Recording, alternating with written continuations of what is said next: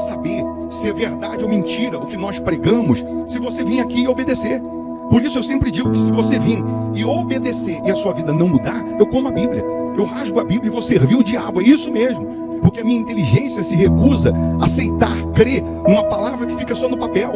Ora, se está escrito, tem que se cumprir. E Deus está lhe buscando, lhe chamando para mudar a sua história. Não é para você mudar de religião, não. De placa de igreja, não. O nosso Deus é muito maior que placa de igreja, que religião. O nosso Deus quer que você mude de vida, de história, de condição. E para isso, só depende de uma atitude sua. Deus nunca vai fazer o que você tem que fazer. O vir, o se tornar para Ele, o buscar esse Deus é contigo. Fazendo a sua parte, Ele fará a dele.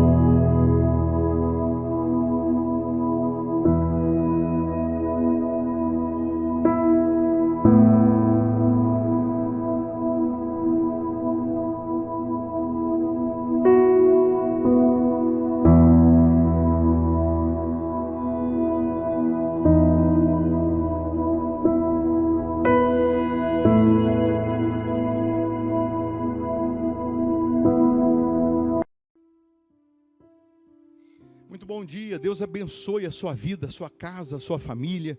Que essa sexta-feira, feriado, sexta-feira santa, sexta-feira da paixão de Cristo, seja uma sexta-feira bendita.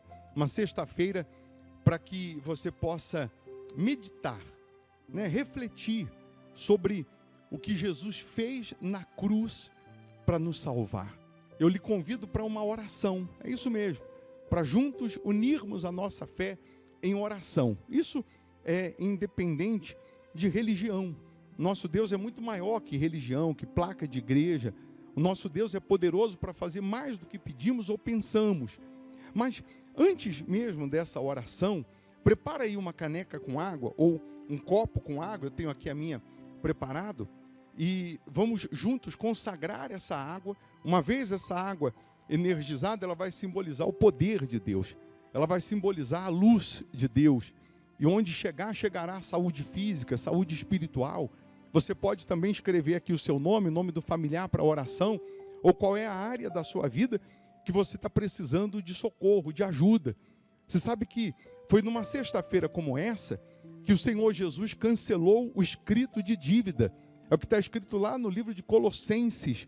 O nosso Deus, Ele cancelou o escrito de dívida que era contra nós, que era prejudicial, e Ele então nos trouxe libertação. Ele encravou na cruz todas as nossas dores, o nosso sofrimento, as nossas angústias. E hoje, justamente hoje, o Senhor Jesus, Ele quer cancelar também da sua vida o sofrimento. Qual é o seu sofrimento? Qual é a sua dor? Qual é a sua aflição? Qual é a sua angústia? Você está aí desenganado pela medicina? Você sofre com vícios? Você tem um familiar no vício? Você tem um problema crônico? Você tem um problema antigo? Você está vivendo o avesso do que você sonhava, do que você esperava? Preste atenção. O nosso Deus, o nosso Senhor Jesus, numa sexta-feira santa como essa, Ele cancelou na cruz o escrito de dívida. Ele cancelou, encravando na cruz todas as nossas dores. Então hoje você pode sim se livrar desse tormento, desse sofrimento. Ainda hoje você pode permitir que o nosso Deus cancele da sua vida também toda aflição. O que você não pode é ficar de braços cruzados esperando acontecer. Não, eu não posso esperar acontecer, eu tenho que fazer acontecer. Portanto, às 9 da manhã, nós teremos uma reunião exclusiva aqui na igreja, Hospital da Alma, que fica aqui em Belo Horizonte, Minas Gerais. Avenida Amazonas, 1744, a 200 metros da Praça Raul Soares. E um detalhe, eu não estou lhe chamando para você mudar de religião, não. É para mudar de vida. Eu estou falando agora com você que está sofrendo, que tem um problema crônico, que tem vício, tem familiar no vício. Você tem uma área da sua vida que você está gemendo, uma doença incurável, depressão. Você sofre aí porque você não sabe mais o que fazer em meio a tantas dívidas, que parece que a dívida toma fermento porque ela cresce de uma forma assustadora. Dentro de casa o inferno, só brigas, discussões, um não se dá com o outro, um não se entende com o outro. Então, se você é essa pessoa que cansou de sofrer, você cansou, hoje, às 9 da manhã, você pode colocar um basta. Nós não estamos lhe chamando para mudar de religião, de placa de igreja, não. O nosso Deus é muito maior do que isso. Quem fica brigando, discutindo com placa de igreja, religião, são as pessoas. Porque o nosso Deus morreu na cruz, cancelou na cruz o nosso sofrimento. Ele morreu por nós, por pessoas, não foi por placa, não. Então hoje você pode colocar um basta. Se você mora em Belo Horizonte, região metropolitana, você pode vir presencialmente, às 9 da manhã, Avenida Amazonas, 1744. Mas se você mora em outro estado, outro país, cidade distante, você vai participar virtualmente através do nosso canal no YouTube. É só colocar IBP Formigoni, coloque às 9 da manhã para você não esquecer. E você vai participar aí da sua casa, de onde você estiver, como se você estivesse aqui na primeira cadeira. E participando com temor, com tremor, você também vai participar do milagre, da resposta, do sobrenatural. Você quer? Se você quer, faça a sua parte, que Deus fará dele. Se deixar para outra sexta, pode ser tarde demais. Ele está lhe buscando, lhe chamando para hoje, sexta-feira, colocar um ponto final nesse sofrimento. Às 9 horas da manhã, reunião exclusiva nessa sexta-feira santa. Só de você falar agora, eu estarei, eu vou estar, a força e o poder dele desce sobre você. Só de você falar agora, eu vou estar, às 9 da manhã, você recebe vida, você recebe força, você recebe a presença dele. Tá bom? Igreja Hospital da Alma, Avenida Amazonas, 1744. Daqui a pouco, nós vamos colocar um ponto final no sofrimento. Nós já vamos orar, já vamos falar com Deus. Mas você pode reverter toda essa situação de aflição, de dor, de humilhação que você está vivendo. Só depende de você, de mais ninguém. Nós vamos, nessa sexta, você que tem aquele propósito, né, do borrifadorzinho, ao cheiro, a Bíblia diz que ao cheiro das águas, a árvore morta vai brotar. Nós vamos encher o seu borrifador com a água que está sendo consagrada, e você que está virtualmente, que vai participar virtualmente, você vai preparar um borrifador com água, e aí nós vamos consagrar na hora do culto. Eu vou explicar para você que ainda não sabe, eu vou explicar como que você vai utilizar, só para servir como um ponto de contato. Mas uma coisa é certa, milagres vão acontecer. Então hoje, sexta-feira santa, o culto às 9 da manhã. Aí no domingo da ressurreição, domingo de Páscoa, que nós vamos ter a Santa Ceia, a reunião normal, 8 da manhã. E na segunda, que também é feriado, aí nós vamos ter a reunião especial às 9 da manhã. Tá bom? Vamos orar? Se possível, feche os olhos. Em o nome do Senhor Jesus, ó Deus, graças te damos, porque foi numa sexta-feira como essa, que o Senhor na cruz cancelou o escrito de dívida. O Senhor na cruz, o Senhor encravou as nossas dores, as nossas angústias, as nossas aflições. O Senhor colocou um ponto final no tormento, no sofrimento. E nós te louvamos por isso. Nós te damos graças por isso, porque a tua misericórdia nos alcançou. Então nesse momento, meu Pai, que essa mesma misericórdia possa alcançar essas pessoas que estão vivendo o avesso do que sonharam, estão sofrendo com aflições, com angústias, com perdas, doenças, fracassos, vícios. E nós sabemos que o teu poder agora pode tocar nessa pessoa e libertá-la de todo mal, livrá-la de todo mal. Penetra, ó Deus, com o teu poder agora na vida dessas pessoas e coloca um fim no sofrimento, coloca um ponto final no sofrimento. Frustra agora todos os planos de Satanás. Cura o doente, liberta o cativo, fortalece o fraco, levanta o caído, meu Pai. Renova as forças dessas pessoas, aviva essas pessoas, transforma essas pessoas. Ó, meu Pai, nós determinamos agora a transformação de todos estes que estão participando dessa oração. Cura, e que a tua paz possa envolver essas pessoas. Que essa sexta-feira seja de boas notícias, de portas abertas, seja de sinais, prodígios e maravilhas, meu Pai. Que essa sexta-feira seja uma bênção para essas pessoas. Consagra a água que ela preparou, e quando ela beber dessa água, que ela receba saúde física, saúde espiritual. Oh, meu Deus, honra, abençoa os teus servos, os fiéis da sua casa, aqueles que vêm semeando nessa obra, que eles possam colher a 100, a 60, 30 por um, que a tua palavra possa frutificar dentro dessas pessoas, de forma gloriosa, meu Pai. Oh, meu Deus, nós entregamos tudo nas tuas mãos, nós nos rendemos a Ti, de corpo, alma e espírito. Abençoa a tua igreja, abençoa os teus servos, abençoa esse país, que no legislativo, no executivo, no judiciário prevaleça a tua misericórdia, meu Pai. Que a tua misericórdia alcance essa casa, essa família. Guarda, proteja as crianças, livra-nos de todos os males. Caia 1000 ao nosso lado, 10.000 à nossa direita, não seremos atingidos, porque o Senhor é quem nos guarda, o Senhor é quem nos protege, meu Pai.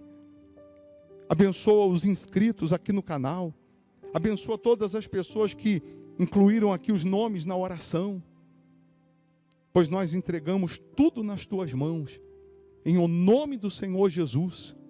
E você que crê aí onde você está, receba paz, receba força, receba vida, receba a luz de Deus. Ele é contigo, Ele te chamou, Ele te escolheu. Receba a força dEle, e porque você crê, diga assim: eu posso, eu consigo, eu realizo, em nome de Jesus. Amém. Amém? Diante dos desafios, das dúvidas, você sempre tem que profetizar essa frase, dizer: eu posso, eu consigo, eu realizo. Eu só não posso se eu não estou com Deus, eu só não consigo se eu não estou com Deus. Mas com Deus eu posso, eu consigo e eu realizo. Tá bom? Beba da água que você preparou, crendo no poder de Deus. Eu vou deixar aqui uma sugestão de pregação. Aliás, eu vou colocar uma pregação que nós fizemos uma sexta-feira santa, uns 2 anos atrás, que ela explica muito sobre esse dia. Ela fala muito sobre esse dia. Então eu queria que você que pode, você vai meditar, você vai ouvir. Mal não vai fazer não, só vai fazer bem. Se você pode ficar mais um pouco, fica. Porque quando você adquire conhecimento, você se alimenta espiritualmente, você fica forte contra o mal. Se você não puder ouvir agora, ouça depois, mas ouça. E sendo bom para você, você compartilha, para que outras pessoas também sejam abençoadas. Tá bom? Deixa o seu like aí, porque fazendo isso, dá um cliquezinho no joinha. Fazendo isso, você nos ajuda a evangelizar. Se você não é inscrito no canal, inscreva-se, para que você seja notificado, e também para que você receba uma cobertura de orações, porque a gente também sempre ora pelos inscritos no canal. E se você quer receber os links das reuniões, que a gente sempre que tiver ao vivo, a gente manda na nossa lista de transmissão pelo WhatsApp, a gente manda os links. Você entra aqui no nosso WhatsApp agora, manda um oizinho aí, a minha esposa que responde, escreve assim, ó: eu quero receber os links das reuniões, que aí nós vamos cadastrar o seu contato aqui, e sempre que a gente estiver ao vivo, a gente manda o link para você, que aí é só você clicar, tá? Mas aí você tem que salvar também o nosso número nos seus contatos. Tem que salvar, tem que estar lá, salvar nos contatos, aí você coloca salvar, escreve lá Hospital da Alma, para que você possa sempre conseguir receber os links e abrir os links. Tá bom? Deus abençoe. Bom dia. Podem sentar, podem nesse momento procurar se concentrar em tudo que você vai receber, em tudo que você vai ouvir. Nós vamos viajar no Espírito. Eu tenho certeza que no momento da pregação, ou enquanto estivermos pregando, enquanto estivermos meditando, na palavra de Deus, na direção de Deus, eu tenho certeza que doentes serão curados. Nesses próximos minutos, pessoas que tinham perdido a esperança ou a vontade de sonhar, vão voltar a sonhar. Nesses próximos minutos, enquanto estivermos viajando espiritualmente falando na palavra de Deus, pessoas serão batizadas com o Espírito Santo, outras serão renovadas.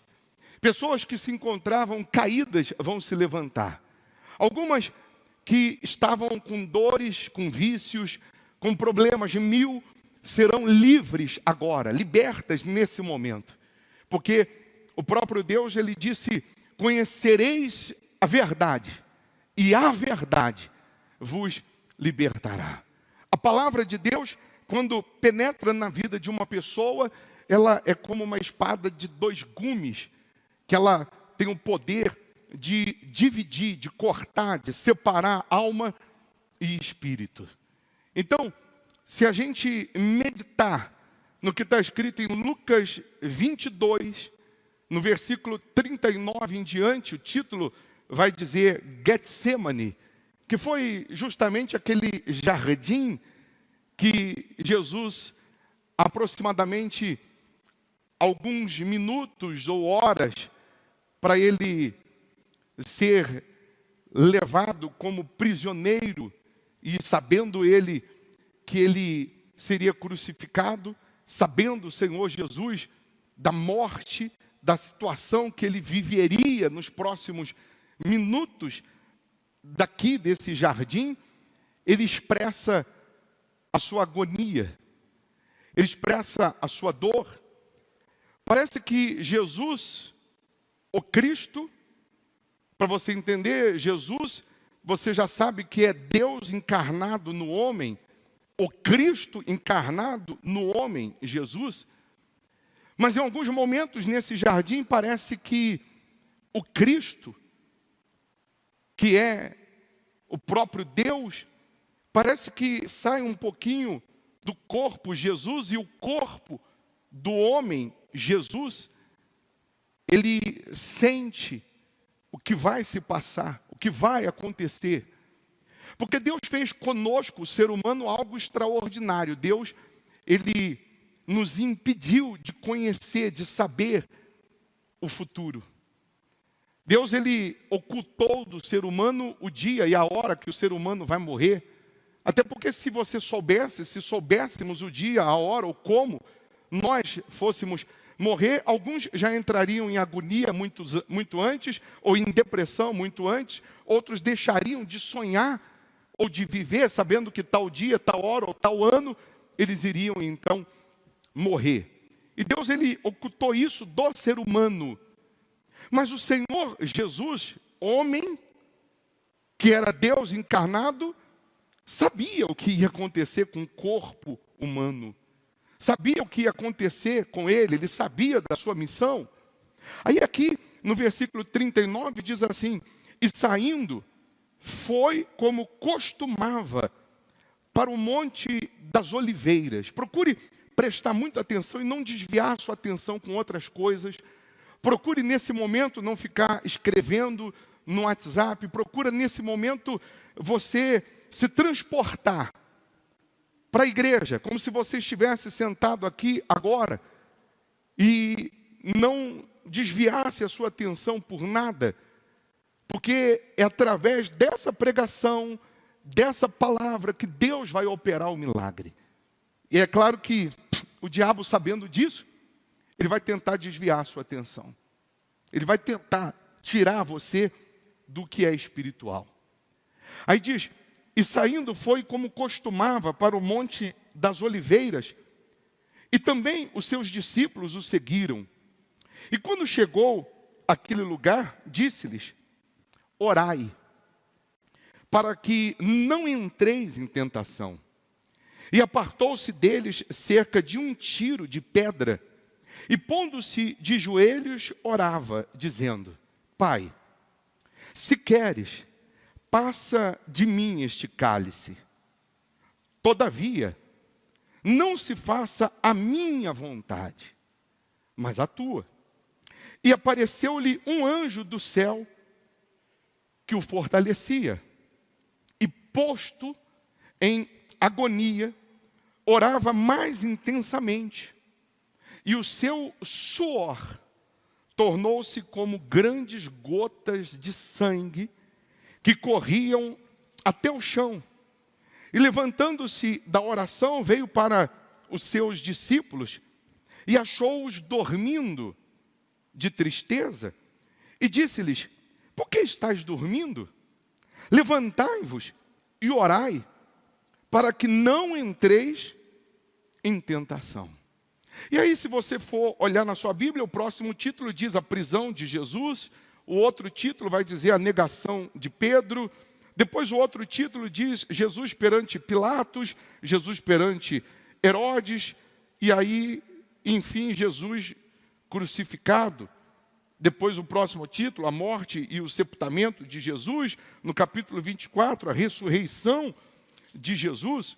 Mas aí, eu quero que você pare um pouquinho aqui no Getsemane, pare um pouquinho nesse jardim, que a Bíblia vai dizer que o nosso Senhor, que o nosso Mestre, que o nosso Deus, em alguns momentos ele estava em tamanha agonia, que ele chegou a transpirar, a suar sangue.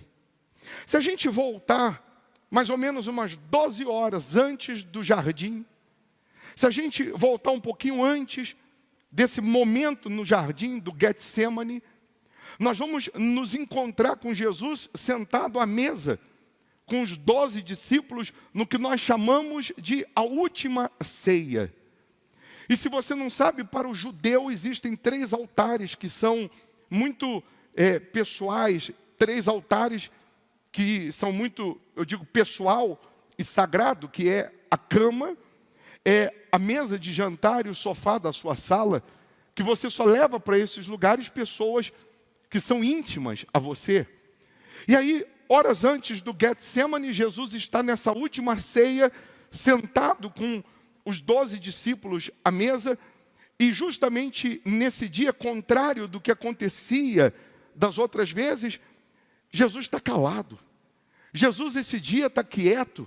Eu imagino que das outras vezes, quando eles voltavam da sua missão, do seu dia missionário, quando eles iam sentar à mesa, antes do partir do pão, havia alegria, havia aquela conversa, um discípulo falando com o outro. Você viu quando o leproso foi curado? Você viu quando o outro andou? Você viu quando Jesus disse aquela palavra? Falando dos milagres, falando das maravilhas, havia festa, havia alegria. Mas nesse dia, na última ceia, Jesus está quieto, Jesus está calado, e eles notam algo diferente. E Jesus, não aguentando ou não suportando, Jesus solta e diz: um de vocês vão me trair. Eu imagino os 12, um olhando para o outro, e como você já sabe, começaram a falar baixinho: quem será, quem será?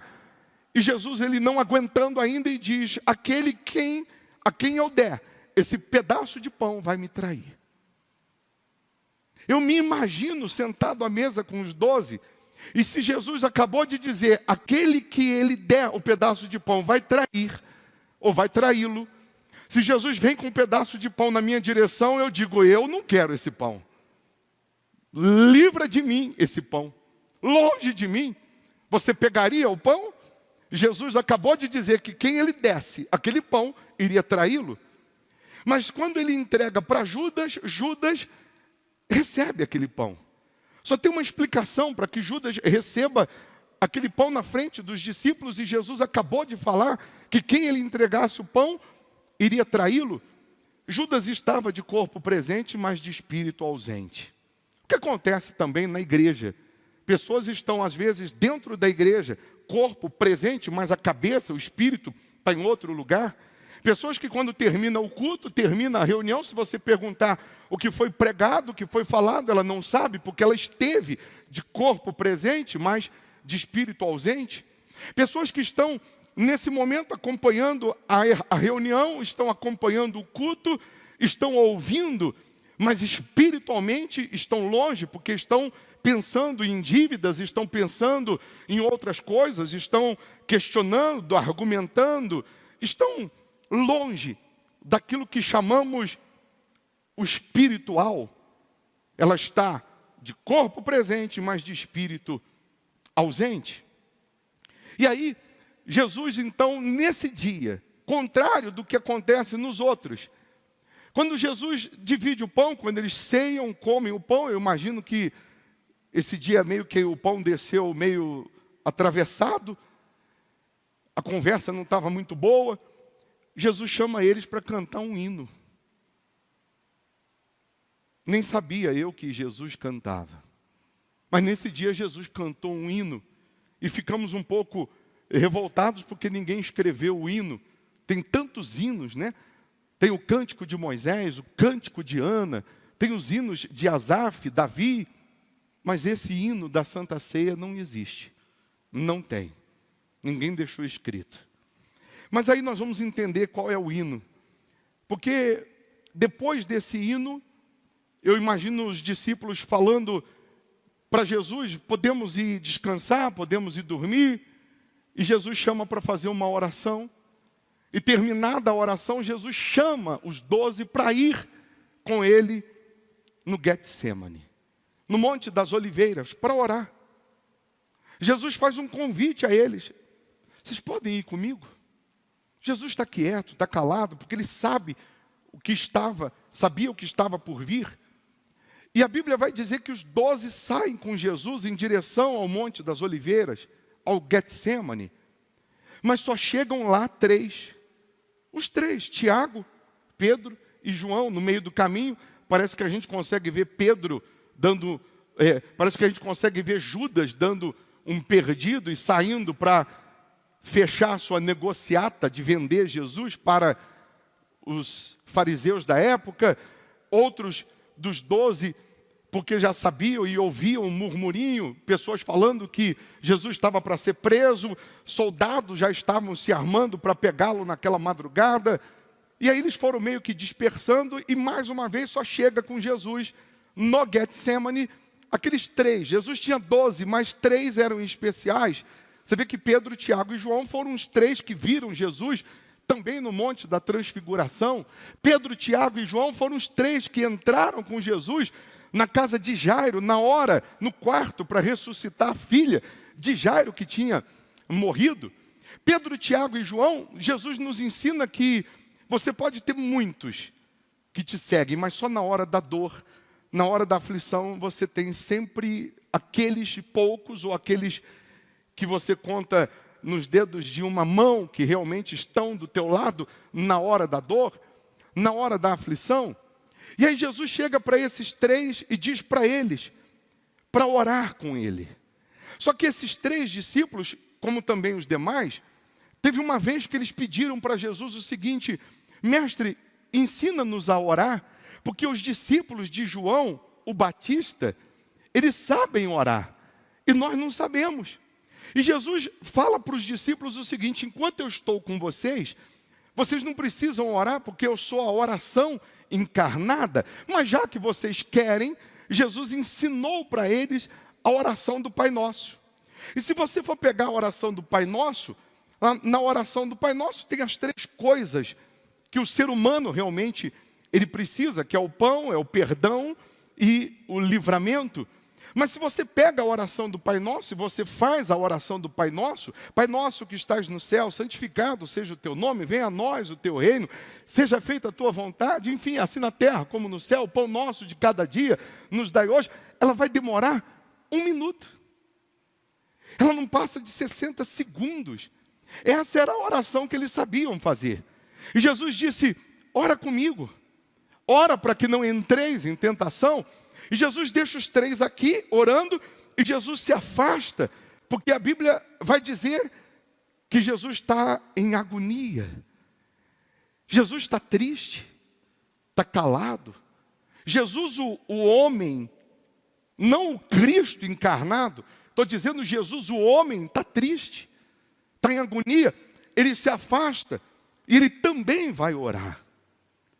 E nessa oração de Jesus, provavelmente dura 1 hora, porque quando Jesus volta, eles estão dormindo, e Jesus diz: vocês não conseguem vigiar comigo, orar comigo 1 hora.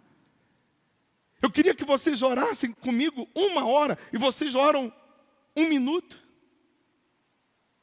Vocês, ao invés de orar comigo 1 hora, vocês oram 1 minuto. Mas bem, Jesus, nessa sua oração, porque ele, Jesus, o homem, sabia do que ia acontecer, do que ele teria que passar, e por isso Deus nos bloqueou, nos impediu de conhecer o dia e a hora e como vamos morrer, para que não sofrêssemos com antecedência. A Bíblia diz que a agonia de Jesus é tão grande que ele transpira sangue. Procura depois, cientificamente, descobrir o porquê que o corpo humano ele pode chegar ao ponto de transpirar sangue. Imagine por um momento o Senhor Jesus, o Deus encarnado, ele deixando um pouquinho a parte espiritual, e agora só Jesus o homem.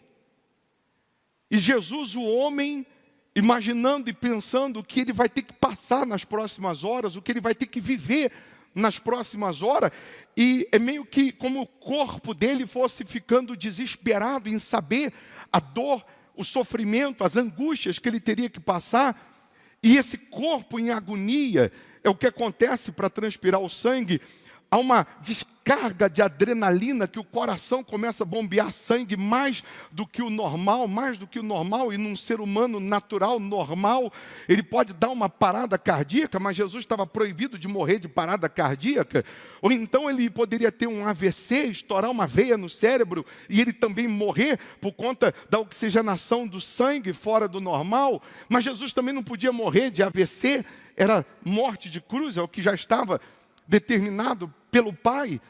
E esse sangue bombeando, acontece de que algumas artérias, ou pequenas artérias, elas trincam, e no mesmo lugar que sai suor, sai sangue. E Jesus vai passar a mão na testa, no rosto, está sangrando, ele está suando sangue, porque está em agonia. Eu imagino os discípulos que até então viam o seu mestre como o super-homem, agora aquele que era o super-homem deles, eles estão vendo em agonia. Parece que esse super-homem encontrou a kriptonita. E eu sou apaixonado pelo Jesus, o Cristo. Eu sou apaixonado pelo Jesus que faz milagres. Eu sou apaixonado pelo Jesus que ressuscitou o morto que estava cheirando mal há 4 dias. Pelo Jesus que ele venceu as leis do vento, o clima, ele andou sobre as águas, ele mandou a tempestade parar. Eu sou apaixonado pelo Jesus que curou o leproso, por Jesus, maravilhas, mas eu também sou muito apaixonado pelo Jesus homem, porque todos nós seres humanos, nós temos o nosso lado humano. Nós não somos super-heróis, nós não somos super-crentes, porque às vezes a pessoa olha para a gente, pastor, e ela pensa que o pastor, ele é um semideus, e ele não é semideus. O pastor, você, todos nós também temos o nosso momento de agonia, também temos o nosso dia de tristeza, também temos os nossos momentos de temores, de dores. Nós somos humanos. Ele, Jesus, era Deus encarnado, mas naquele momento em agonia, ele deixou o Deus encarnado, deixou o próprio Deus um pouco de lado, e o seu corpo estava sentindo. E Jesus, naquela oração, porque ele tinha 3 que ele chamou para orar com ele. Tem situações que você pega os seus amigos íntimos, você pega pessoas que você confia, e você pede para orar com você, você pede para ajudar você em oração, mas mesmo assim Jesus saiu de perto deles e se distanciou e foi orar sozinho, porque também você vai encontrar situações ou passar por situações que, por mais que você tenha pessoas intercedendo, tem situações e momentos que são só você e Deus e mais ninguém. Tem momentos, situações de intimidade com Deus que é só você e Ele. E aí você vai ver Jesus sozinho, orando em agonia, Jesus angustiado, Jesus ali imaginando o que vai ter que passar, o que vai ter que viver, suando sangue. Em um dado momento parece que eu vejo Deus, que é o Pai, que amou o mundo de tal maneira que deu o seu Filho para aquele momento, para que salvasse a humanidade. Eu vejo Deus olhando, eu vejo Deus porque a situação estava tensa. E Jesus, naquele momento, no Getsemane, Jesus diz: Pai, se possível, passa de mim esse cálice. Eu imagino Deus botando a mão na cabeça e falando: e agora? Eu imagino Jesus falando: eu não vou aguentar. Jesus, o homem, falando: eu não vou suportar. Jesus, o homem, falando: eu acho que eu não vou aguentar. Eu imagino Deus numa situação, porque se Jesus decide não morrer por nós, nós não estaríamos aqui. E naquele momento parece que eu vejo Deus falando o seguinte: diabo, preste atenção, eu não vou interferir e você não vai atrapalhar. A decisão é dele. É ele que decide. Parece que eu vejo Deus dizendo: Satanás, nesse momento, eu não vou ajudá-lo e você não vai interferir ou atrapalhar, porque é uma decisão pessoal. E aí Jesus coloca vírgula, ele diz: se possível, passa de mim este cálice, vírgula. E na língua portuguesa, a vírgula, para quem não sabe, é como o espaço para você respirar. Você já viu uma pessoa nervosa e a outra diz: respira fundo. Em outras palavras, coloca uma vírgula. Porque quando você bota a vírgula, você respira, você usa o intelecto, você pensa. E aí Jesus conclui a frase dizendo: mas que não seja feita a minha vontade, e sim a tua. Que seja feita a tua vontade. E Jesus sai daquela oração que ele começa em agonia, que ele começa abatido, calado, triste, e ele já volta dono de uma coragem, dono de uma força. Ele já sai daquele momento de oração diferente. Aí você vai entender que tem momentos que a sua oração individual, só você e Deus, provocam em você uma fusão, uma transformação, uma fusão do Deus Pai com o corpo humano, e levanta o caído. E aí ele chega e vê os discípulos dormindo, ele diz: poxa, vocês não conseguem ficar nem uma hora comigo? E saindo dali, dessa oração, a Bíblia vai dizer que 600 soldados chegam para prender Jesus. Numa outra passagem, Jesus se adianta, porque os soldados perguntam e diz que quem é que está aí? E Jesus diz: sou eu. E eles recuam e caem. E Jesus espera eles levantarem, porque qualquer um de nós, vendo o seu inimigo caído, você dá uma bicuda na boca dele, você ainda dá tempo de correr. Jesus espera eles se levantarem e Jesus fala: sou eu. Estou pronto, vocês não estão me procurando? E aí Judas vem e dá um beijo em Jesus. Você já sabe que esse era o sinal que Judas tinha dado. Quem ele beijasse era o Cristo, para que eles pudessem prender. E quando Judas beija Jesus, Jesus diz assim: amigo. Jesus não chama Judas de amigo no sentido pejorativo. Quando Judas dá um beijo em Jesus, beijo da traição, Jesus vira para Judas e diz: amigo, a que vieste? Parece que eu vejo Jesus falando: amigo, o que você está fazendo? Como se a gente pudesse falar com Judas um pouquinho antes, sabendo disso, a gente diria: Judas, não faça isso. Você em alguns momentos andou com Jesus, permaneceu com Jesus, viu Jesus, não troca ele por algumas moedas.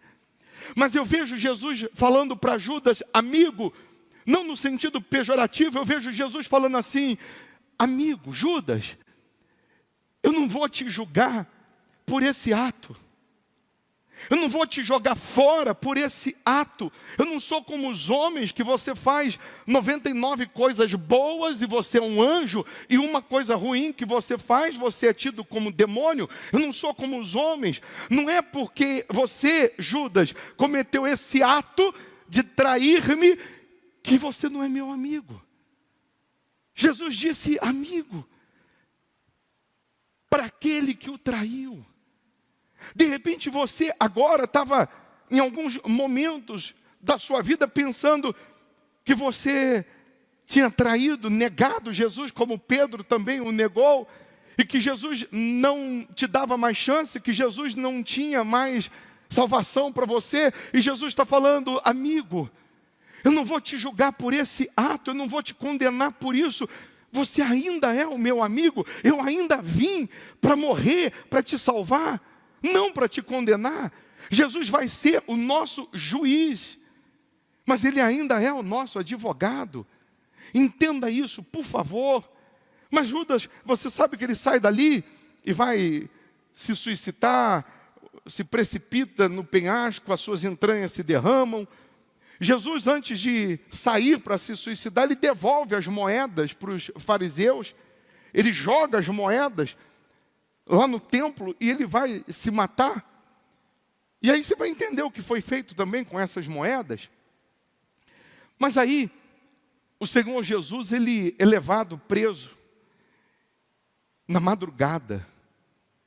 Ele foi preso na madrugada, porque era contra a lei. Por isso foram na madrugada. E aí jogam Jesus para Caifás, jogam Jesus para Pilatos, e ninguém quer segurar a bomba na mão. E Pilatos, um homem muito culto, ele está aprendendo com as respostas de Jesus.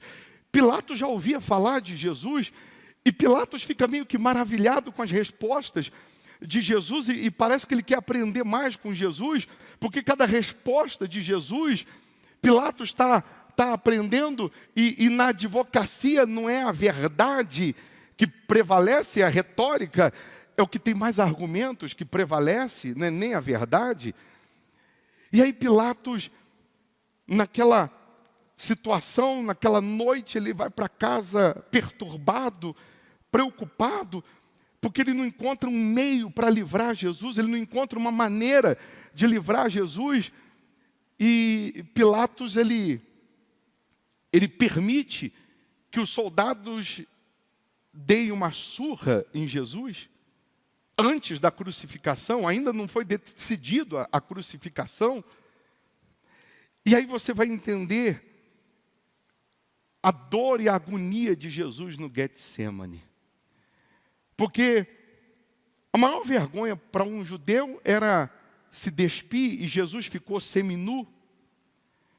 Os soldados romanos, eles pegam um chicote chamado azorrague, que esse chicote só foi feito para dar surra em judeus, porque no chicote normal, o judeu, quando apanhava, ele não se dobrava, ele não dobrava os joelhos, ele não se curvava, porque o judeu só se dobra para Deus.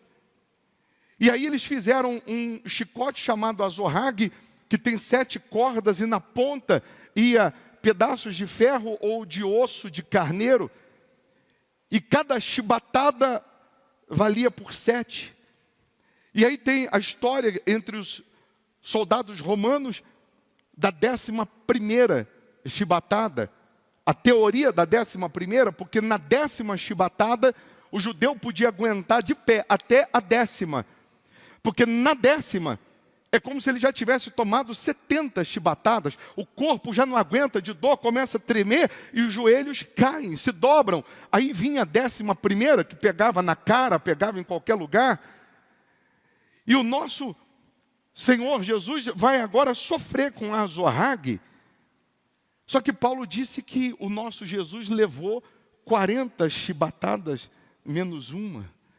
40 vezes 7, dá quase 300 chibatadas. O corpo de Jesus foi retalhado com azorrague. E a Bíblia diz que no momento em que ele apanhava, ele era como ovelha muda, ele só gemia, e não gritava. E eles iam batendo, e batendo, e batendo, e retalhando o corpo de Jesus. Até o momento que ele dobra os joelhos, que ele cai, eles continuam batendo, e onde pega o chicote, no rosto, no peito, nas costas, nas pernas, ia retalhando o nosso Senhor. Ele perde quase 3 litros de sangue. Pilatos está em casa, perturbado nessa noite, e Cláudia, a mulher de Pilatos, diz assim: eu não me meto nesses assuntos do governo, mas eu tive um sonho. E Deus falou para você não se meter com esse homem. Pilatos está preocupado. Como livrar Jesus? E Pilatos encontra na lei que na Páscoa os judeus tinham uma misericórdia, como no passado, eles podiam pegar um animal para sacrificar, para perdão dos pecados e livrar um outro animal. E aí Pilatos manda buscar lá e saber o seguinte: qual foi o pior bandido que está aí preso, que maltratou o povo? Foi Barrabás. Então Pilatos pensou: encontrei uma maneira de livrar Jesus, porque todo mundo odeia Barrabás e o povo ama Jesus, o povo gosta de Jesus, então eu vou colocar para crucificar Barrabás e soltar Jesus. Eles vão optar em soltar Jesus e em crucificar Barrabás. Mas algum X9 ouviu Pilatos falando isso e correu e falou com os fariseus. Eles pegaram o dinheiro que Judas tinha devolvido e eles compraram algumas pessoas. E essas algumas pessoas compradas, não sei se acontece isso na política nos dias atuais, mas essas pessoas compradas, quando Pilatos já vem e diz: vocês têm uma opção. Jesus está todo retalhado, Jesus está ensanguentado, Jesus está estraçalhado. Pilatos pega Jesus estraçalhado de um lado, Barrabás do outro, e pergunta: quem vocês querem que seja crucificado e quem vocês querem que seja livre? E aqueles que foram comprados, eles diziam: solta Barrabás, crucifica Jesus, solta Barrabás, crucifica Jesus. E Pilatos, sem saber o que fazer, Pilatos diz: eu lavo as minhas mãos. Eu não quero que o sangue desse homem, desse justo, caia sobre a minha cabeça. E aquele povo, os judeus, disseram: que caia o sangue dele sobre nós, sobre os nossos filhos. Então, e Pilatos lava as mãos. E aí você vai entender que quando acontece de surgir um Hitler, de matar 6 milhões de judeus, você vai lembrar que os judeus pediram isso. Mas outro dia eu falo sobre esse assunto. E Jesus é condenado à crucificação. A cruz, ela era feita 5 dias antes da crucificação. Jesus foi condenado um dia antes. E porque a cruz era feita, preparada 5 dias antes da crucificação, a cruz sendo preparada 5 dias antes, ela era feita na medida do condenado. Aí você vai entender o porquê que Davi, salmista, disse assim: esticaram o meu Senhor. Porque pegaram uma cruz que não era a medida dele. Deixa o portão encostado, por favor. Pegaram uma cruz que não era a medida dele. Prenderam ele. Crucificaram uma mão. Tiveram que esticar. Porque a cruz já tinha um furo preparado. Esticar. Quase estourando ele, para crucificar naquela cruz. Antes, ele teve que levar parte da cruz, você já sabe disso, uma haste da cruz. E para a gente resumir, você entender, naquela cruz, a crucificação era feita a 45 graus. Jesus foi crucificado assim. Na posição que ele foi crucificado, ele não conseguiria viver 15 minutos, mais de 15 minutos. Porque as escápulas, elas iam oprimir o pulmão e ele ia parar de respirar. E a dor de Jesus na cruz durou 3 horas. Jesus ficou vivo ainda naquela crucificação 3 horas. Como? Quando ele ia respirar, ele forçava o corpo e respirava. Porque Jesus sabia que o sacrifício perfeito não era de carne espremida, oprimida, não era de uma carne sufocada, mas era de sangue. Jesus sabia disso. Em alguns momentos ele voltava o corpo para poder conseguir respirar. Alguém vai dizer: mataram o meu Jesus. Mas Jesus ele não morreu.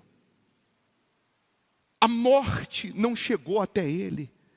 Porque o salário do pecado é a morte, e Jesus não tinha pecado. Jesus enfrentou a morte 3 vezes antes da cruz. A primeira vez foi a filha de Jairo, que quando disseram para Jairo que ela estava morta, Jesus disse: ela dorme. E Jesus foi até a casa de Jairo, e aquilo que era morte, Jesus disse: isso é sono, levanta. E a menina levantou. Jesus era inimigo da morte. A Bíblia vai falar em Coríntios, capítulo 15, 1 Coríntios, que a morte é o último inimigo a ser aniquilado. A segunda vez que Jesus encontrou com a morte foi justamente naquela viúva de Naim, que o cortejo, o enterro já estava no meio da rua, as pessoas estavam levando o caixão, o filho daquela viúva estava morto. E a Bíblia vai dizer que Jesus está vindo de encontro com a morte, de encontro com o cortejo.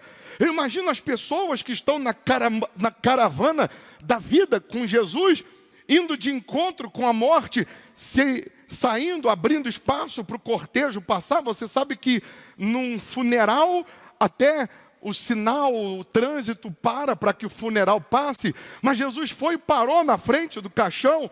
Ele parou a morte no meio do caminho, tocou no esquife do caixão e o menino ressuscitou. Jesus, ele primeiro parou um velório que estava só na casa de Jairo. Tem tragédias, tem situações, tem dores, velórios, luto, que só está dentro da tua casa, só as pessoas mais próximas que sabem. Você está vivendo problemas, você está vivendo tristeza, você está vivendo dificuldades, que só as pessoas próximas que sabem.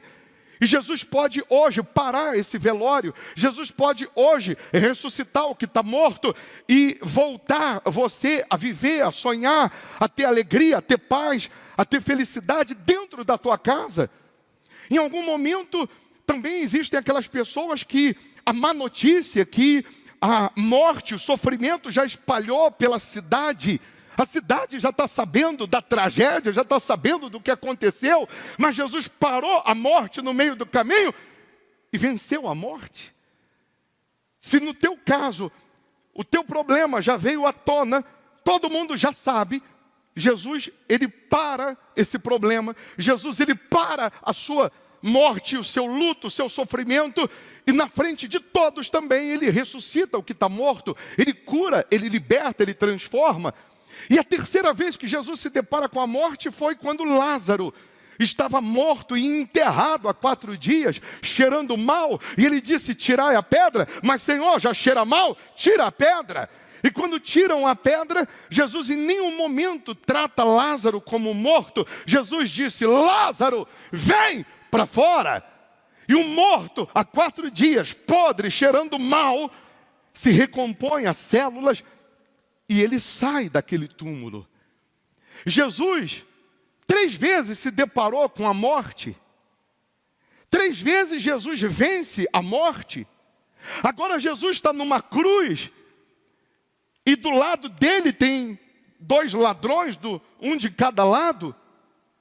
Aqueles ladrões não podiam morrer antes de Jesus, porque se morre antes de Jesus dá uma confusão, porque Jesus não aceita a morte. Se o morto morre, se o ladrão morre antes dele, ele diz: ressuscita, ressuscita, antes de mim não vai. E quando Jesus está já há 3 horas, gemendo na cruz, gemendo, chega uma hora que Jesus fala em aramaico. Eles falavam em hebraico, Jesus falou em aramaico, por isso que eles pensaram que Jesus estava chamando Elias, Jesus diz: Eli, Eli, lama sabactani. Que ele estava dizendo: Deus meu, por que me desamparaste? Eu imagino nessa hora, Jesus falando isso, porque qual é o pai que aguenta ver o filho sofrer dessa maneira? Se Jesus sofre mais um minuto, eu imagino que Deus, ele desceria e levaria ele daquela cruz e acabaria com a humanidade, porque qual é o pai que aguenta ver o filho sofrendo? Mas naquele momento que ele disse: por que me desamparaste? É porque Deus virou as costas. Deus, ele não quis ver a dor, não quis ver a aflição. Deus virou o rosto, e por isso Jesus falou isso. E quando Jesus disse: por que me desamparaste? Jesus disse: está consumado. Jesus falou: acabou, é o fim. E quando Jesus disse na cruz é o fim, ou seja, ele quis dizer: acabou. Ele disse assim: Pai, perdoa, porque eles não sabem o que fazem. Na hora da morte, antes de Jesus, ele entregar-se ao Pai, não permitir a morte chegar nele. Antes, ele disse: perdoa eles. Jesus estava zerando a conta. Jesus estava dizendo: perdoa. Você precisa entender que tem livramento, tem milagres, tem respostas que vão vir quando você perdoar. Tem respostas, tem mudança e transformação que vão chegar nas tuas mãos quando você se arrepender, quando você tiver misericórdia. Jesus, nesse momento do está consumado, estava dizendo: acabou, é o fim. Está cancelado o escrito de dívida. Está cancelado o sofrimento da humanidade. Está cancelado a dor, está cancelado a aflição. Acaba agora o luto, acaba agora o sofrimento, acaba agora a aflição, acaba agora a angústia. E nesse exato momento, a Bíblia diz que Jesus, ele expira e entrega o seu espírito para Deus, não para a morte. Eu imagino que o diabo estava rondando e só esperando Jesus negar a fé. A morte queria encontrar Jesus, a morte queria achar Jesus, mas Jesus era inimigo da morte. Jesus venceu a morte. E aí, quando ele inspira, o inspirar é assim, ó. Era o Cristo saindo de dentro de Jesus. Era o Cristo saindo daquele corpo. E eu imagino Cristo saindo e falando: Jesus, aguenta 3 dias que eu volto. E quando o Cristo sai de dentro de Jesus, ninguém sabe para onde ele foi nesses 3 dias. Hoje nós sabemos porque a Bíblia diz. A Bíblia vai falar que o Cristo desceu nas regiões escuras, baixas. E o Cristo foi pregar para aqueles que já tinham morrido antes de Jesus, senão haveria confusão no dia do juízo. Que confusão? De Jesus para cá, nós tivemos a chance do perdão, e eles que morreram antes de Jesus não tiveram. O Cristo saiu e foi no seio de Abraão e foi pregar para todos que estavam mortos antes desse dia. Por isso que a Bíblia vai dizer que ele trouxe cativo o cativeiro. Por isso que a Bíblia vai dizer que nessa hora, mortos ressuscitaram e apareceram para familiares. Corpos ressuscitados apareceram para familiares. A Bíblia vai dizer isso, que nesse momento que o Cristo sai do corpo, Jesus, o Deus sai desse corpo, mortos ressuscitam. A Bíblia vai dizer que um terremoto acontece, trevas acontecem. Há um terremoto, o véu se rasga de cima a baixo, e agora Deus nos dá acesso ao Santo dos Santos. Jesus foi e pregou para aqueles que queriam arrependimento, e eles têm condições de serem salvos. E aí no 3º dia, as mulheres estão indo no túmulo, e quando elas chegam no túmulo, a pedra já não existe, e até hoje não sabem onde ela foi parar. No túmulo de Jesus, ao contrário da pedra no túmulo de Jairo, de Lázaro que deu para tirar, a Bíblia diz que um anjo, num terremoto, sentou na pedra e destruiu, e o túmulo foi aberto, e Jesus ressuscita agora num corpo ressuscitado, não glorificado. Preste atenção, Jesus agora está ressuscitado num corpo, e quando as mulheres chegam, os anjos dizem: mulher, por que procurais entre os mortos aquele que vive? E aí você vai ver que Jesus, no corpo ressuscitado, ele ainda prega, ele ainda anda no meio deles por 43 dias.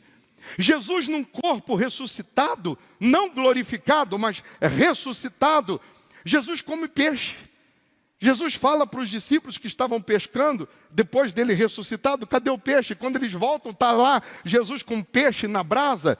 Jesus, com esse corpo agora ressuscitado, tem um furo nas mãos, para deixar claro que é ele, para mostrar a Tomé, mas não tem mais as feridas, não tem mais as dores.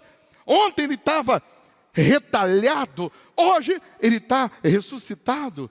Jesus, nesse corpo ressuscitado, atravessa paredes, porque os discípulos estavam dentro da casa, fechados, e Jesus aparece no meio deles, no mesmo corpo, os mesmos olhos, o mesmo cabelo, a mesma aparência, porém ressuscitado. Esse corpo ressuscitado caminha lá no caminho de Emaús, e quando dá o pão para aqueles dois discípulos, os olhos são abertos e eles reconhecem que é Jesus. E Jesus, durante 40 dias, prega, fala que vai preparar lugar. E lá em Atos 1 vai dizer que 500 pessoas aproximadamente. Jesus ressuscitado aparece para aproximadamente 500 pessoas. Estão vendo ele se ascender aos céus. Ei, o corpo ressuscitado, nosso Senhor, está subindo aos céus. E 2 anjos escoltando ele. E parece que os 2 anjos olham, e a Bíblia diz que os homens estão meio que em êxtase.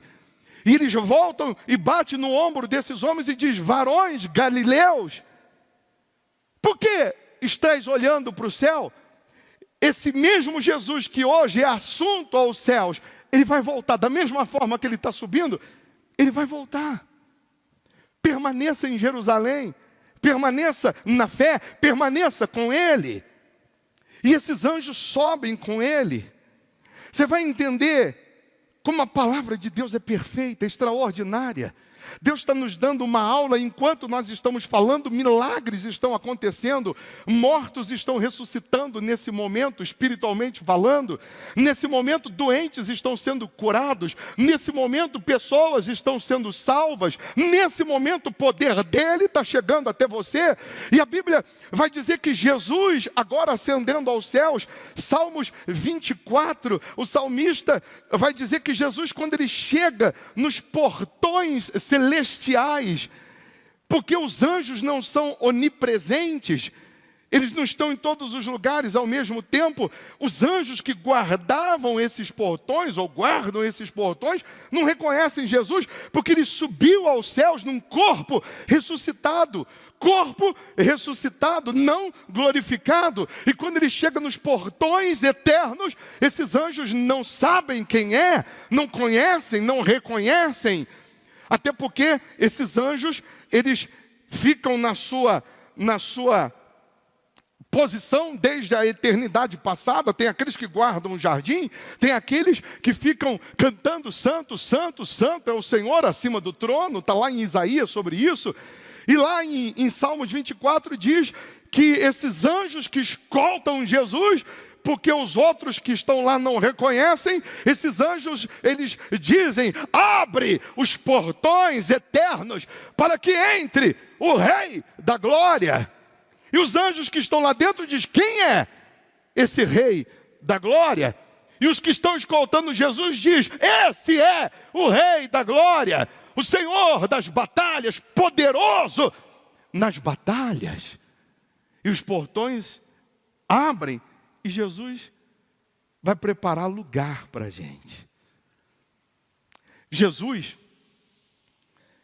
ele hoje, nesse momento, Ele está aparecendo para você.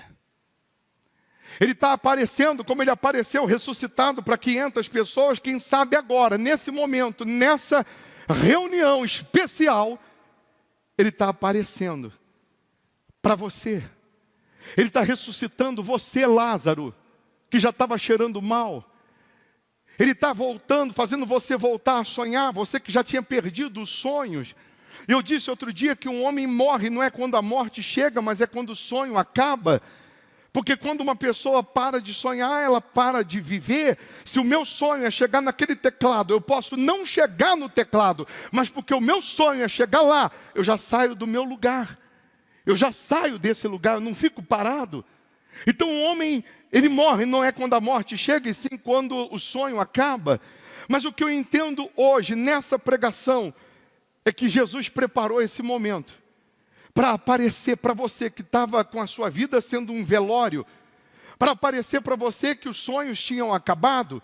O que eu entendo é que Jesus preparou tudo nessa reunião para ressuscitar a sua vida que já estava morta, para curar você que estava doente, para libertar você que estava preso a grilhões. Você vê que Paulo fez chacota da morte. Paulo, em 1 Coríntios 15, lá nos últimos versículos, Paulo está aqui pregando como eu, e eu vejo que a morte chega lá no fim da reunião, e parece que a morte faz assim: Paulo, depois te pego, meu chapa. E Paulo olha e diz assim: ó morte, onde está a tua vitória? Cadê o teu aguilhão, ó morte? Cadê a tua foice que bateu no peito de Jesus e quebrou? Quando alguém falar, mataram Jesus, você diz, mentira, ele se entregou. A morte não pegou ele, a morte não tocou nele. O último inimigo a ser vencido, aniquilado, é a morte. E Paulo disse: onde está, ó morte, o teu aguilhão? Onde está, ó inferno, a tua vitória? Ei, nós vencemos a morte. Jesus venceu a morte por nós. A nossa vida não se resume a esta vida, porque nós vencemos a morte. Nós que somos salvos em Jesus, vamos subir, vamos ascender aos céus, vamos estar com Ele. Aí vem outra pregação que outro dia eu falo sobre o corpo glorificado, ou crucificado, ou ressuscitado. Ei, ninguém morre. Ninguém morre com Jesus. Se alguém disse para você que os seus dias estão contados, você vai no enterro desse que falou. Se alguém apontou o dedo para você e disse que os seus dias estão contados, você vai no enterro dessa pessoa. Porque para quem serve a Deus, vamos entender que essa morte sejam os problemas crônicos e antigos. Esses problemas crônicos, antigos, não podem ter vitória sobre você. Não podem ter vitória sobre a sua vida. Você pode ter momentos de agonia, mas porque você ora, porque você busca, Deus te renova, Deus te fortalece, Deus te dá o escape. E no dia que esse corpo morrer e for para o cemitério, voltar ao pó, eu que estou aqui dentro, senão você não ia me enxergar. Se eu estou com Jesus, andando com Jesus, os anjos vão me escoltar, vão me levar para os braços do meu Pai. É o que vai acontecer com você. Mas nesse momento, agora, Jesus vai aparecer na sua vida. Nesse momento, agora, vai acontecer aqui, nessa reunião, com todos nós, o que aconteceu na hora da crucificação. Os mortos ressuscitaram, doentes foram curados, cativos foram libertos, terremoto aconteceu. Nessa oração, haverá um terremoto tal, que Deus ele te levanta, te cura, te liberta, te salva. Deus, Ele te transforma agora. E pasme você, ninguém precisa te lembrar que para ter essas características, para ter essa vida, para ter a vitória sobre a morte, sobre os problemas. Ninguém precisa me lembrar que eu tenho que ser dizimista.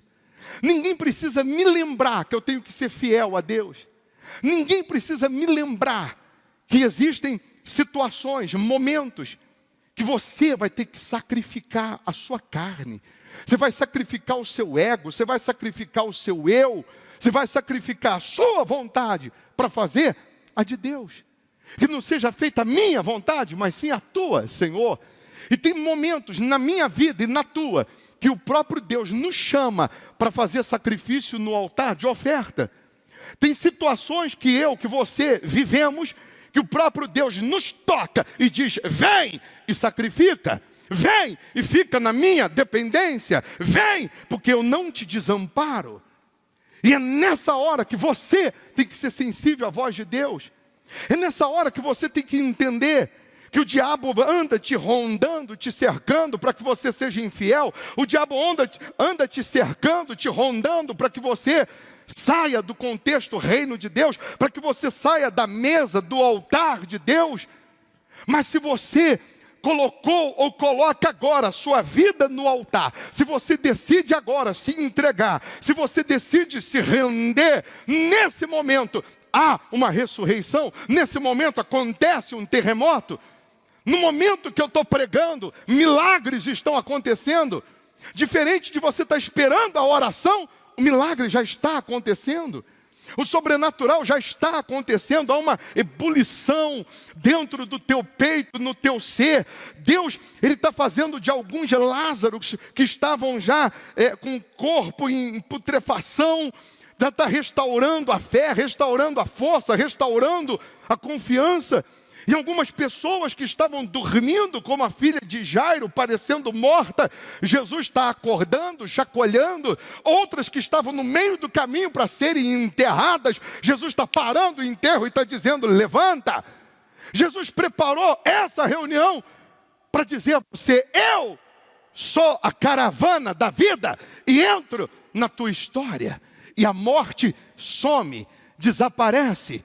Cadê a sua vitória? Ó morte, perdeu. Jesus hoje está entrando na tua história com a vida, em todos os aspectos. Então, antes dessa oração, quem sabe, esse mesmo Jesus te toca nesse momento, para você pegar agora uma oferta representando a sua vida. Não é a oferta que eu quero dar, que eu posso, é o que Ele me pede. E às vezes o que Ele pede é aquilo que vai te deixar na dependência dEle. Às vezes a oferta que Ele nos pede é aquilo que vai sangrar. É aquilo que representa a nossa vida, o nosso sangue. Mas é isso que nos mantém vivos. É isso que nos mantém vitoriosos e aptos para alcançar as promessas. Para alguém aqui, Deus está pedindo aquilo que é o chão dos pés. Está pedindo aquilo que você não poderia dar. E Ele está dizendo, deixa de contar com isso aí e conta comigo. Conta com a minha palavra.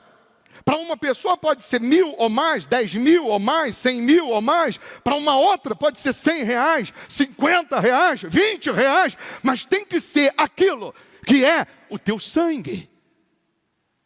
Para outros aqui que são dizimistas, ou que estão firmando um pacto, um voto de serem fiéis, de serem dizimistas, de honrarem a Deus nesse altar, de serem colunas nesse altar, pega o seu dízimo agora, separa agora o seu dízimo, separa agora a sua oferta de sangue. Eu vou colocar as contas da igreja Hospital da Alma, você faz um print agora, e terminando a oração, você transfere e manda o comprovante no nosso WhatsApp para apresentarmos a Deus. Mas é você que está aí chorando. É você que durante essa palavra, durante essa pregação, em alguns momentos, Deus te moveu no Espírito. Deus, Ele te sacudiu. Deus, Ele disse, é com você. Deus, durante essa pregação, Ele te ressuscitou, Ele te levantou. Durante essa pregação, Ele te salvou, Ele te libertou, te renovou. Você que veio aqui para a oração individual, você vai pegar agora a sua oferta, você vai pegar o seu dízimo, você vai pegar os seus votos, e você vai apresentar a Deus. Você vai dar e vai receber, vai plantar e vai colher. Mas uma coisa eu sei, Deus preparou essa reunião para fazer a obra completa na sua vida, para mudar a sua história, para mudar mente e coração. Deus preparou essa reunião para acabar com o luto. Quando eu coloquei o título dessa reunião, Fim do Luto, é porque Ele disse: o sol não mais vai se pôr, a lua não vai mais minguar na tua vida, e os dias do teu luto findarão, vão acabar. A tristeza vai acabar, sofrimento vai acabar. Então pega aí a sua oferta agora. Se você está aqui para a reunião, oração individual, coloca aqui no gasofilácio, passa o cartão, faz o que Deus está te tocando. Você que está aí na sua casa, pela internet, e Deus te toca para você fazer o seu dízimo agora, para você dar uma oferta de sangue agora. Faça isso agora, independente de placa de igreja. Seja maduro e sensível à voz de Deus. Você é a igreja de Jesus, nós somos a igreja de Jesus. Aprenda a se submeter à voz dEle, à palavra dEle. Aprenda a se entregar, a se render a Ele. Então você que está aí pela internet, transfere agora seu dízimo, sua oferta. Manda aí no nosso WhatsApp o comprovante para a gente apresentar a Deus. E como eu já falei, né, se eu estou em casa, eu tenho R$100 aqui no bolso para dar, Deus me toca para dar de oferta, e eu não tenho como transferir, mas eu tenho aqui o meu amigo, eu tenho um vizinho, que ele pode transferir, então eu peço para ele transferir para a conta da igreja, eu dou o valor para ele, ele me manda aqui o comprovante para eu enviar. Quem quer dá um jeito, quem não quer dá desculpa. Essa é a realidade.